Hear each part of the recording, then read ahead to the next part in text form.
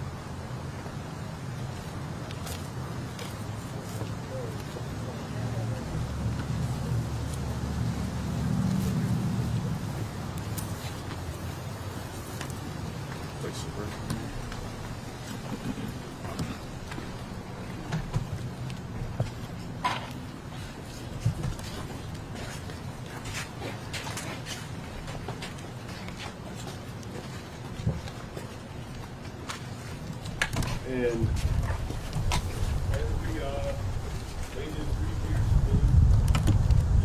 to honor the life and legacy of who Mr. Melton was. His courageousness as a firefighter, as a first responder, someone who oftentimes showed up, sometimes before the police showed up to some situations. Someone who dedicated his life to saving the lives of others. So we want this to lie here and be here for everyone from the community to be able to commemorate. You want to come by, this is here. You want to be able to bring more things, this is here. We want to dedicate this area, and we'll ask the city to hopefully be able to do more things, to be able to honor Mr. Melton in more ways, but this is just the beginning. And at this time, we'll have, any friends or family, if anyone have any words, this is the time for anyone else to have any words to be able to say at this time. I would just, I'm from the Druid Hills neighborhood, and I just want to come to just pay my respects and all my gratefulness and gratitude to Mr. Melton and to the fire station. And they were so good in our community all the time and always there whenever we would call. And I'm just heartbroken that this has happened, and my deepest sympathy to your entire family and to the entire fire station and to the city, because like you said, it hurts all of us. Thank you. All right, my name is Jamel Martin, Jamel, Martin, and I'm Jordan Melton's first cousin. So on behalf of the family, I want to thank you all for coming out here to this ceremony. I want to thank the community. I want to thank your corporation for doing this for us. And we just want to say we appreciate y'all, the prayers and everything that you all are doing for us. Thank you.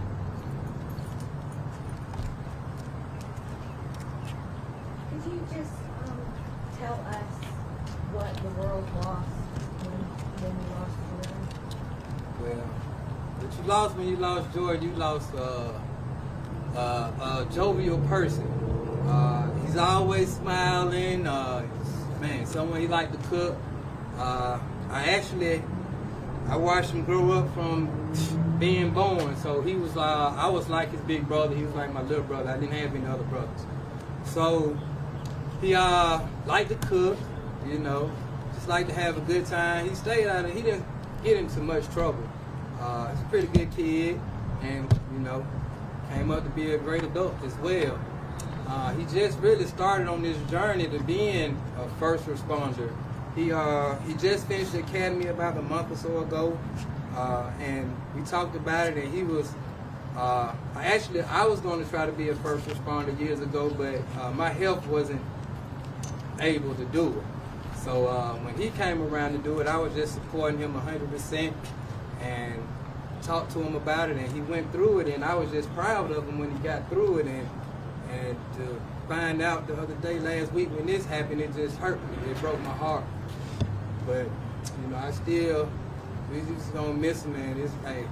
Gonna miss that smile, $1 million smile. It's kind of like this.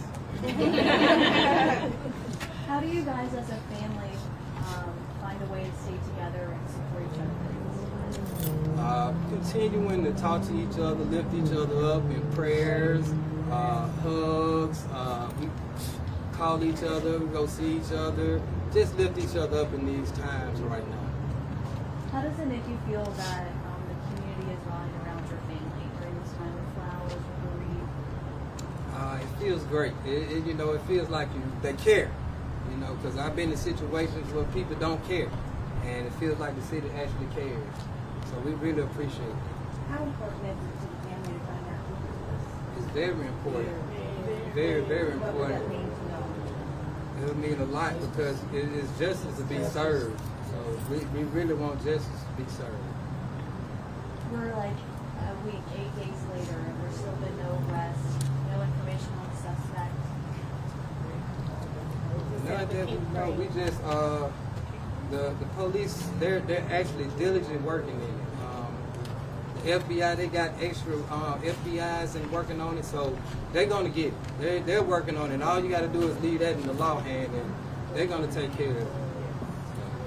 Correct me if I'm wrong, but I heard he was very excited about being an uncle and that next chapter in his life. It really is. This is his sister Jessica, and she just had a baby. How old is Isaiah?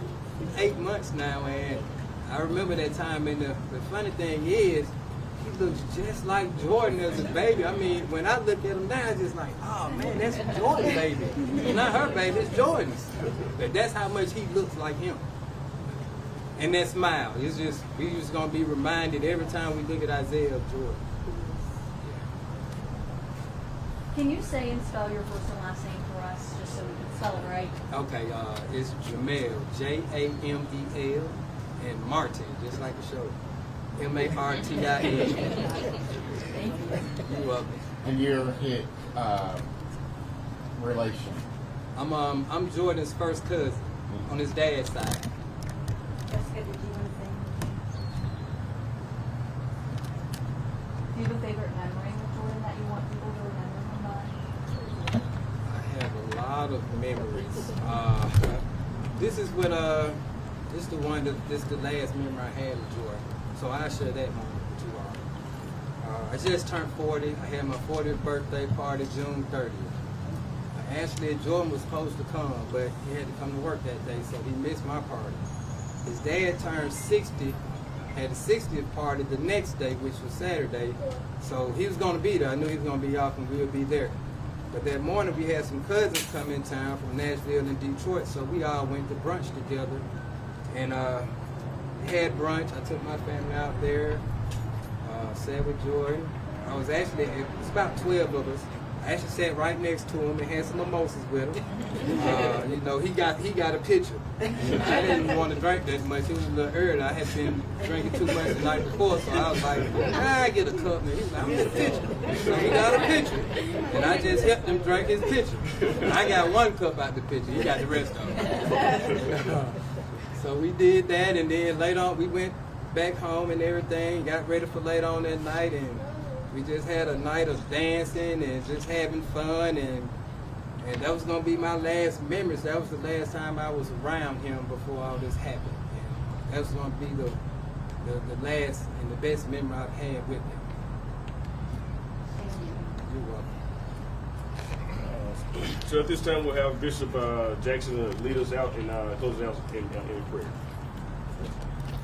God, again, we ask for your help. We ask for your guidance. We ask for peace. We pray for this family. We pray, God, that you give them strength. Help them in this time.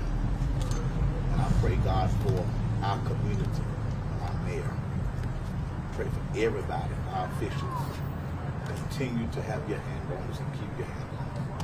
In Jesus' name, amen. Amen.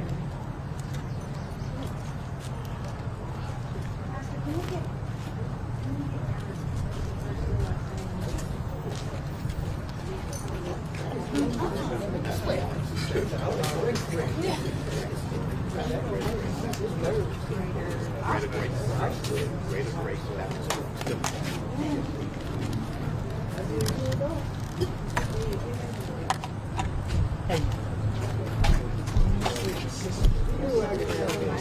You know, they asked her. Yeah.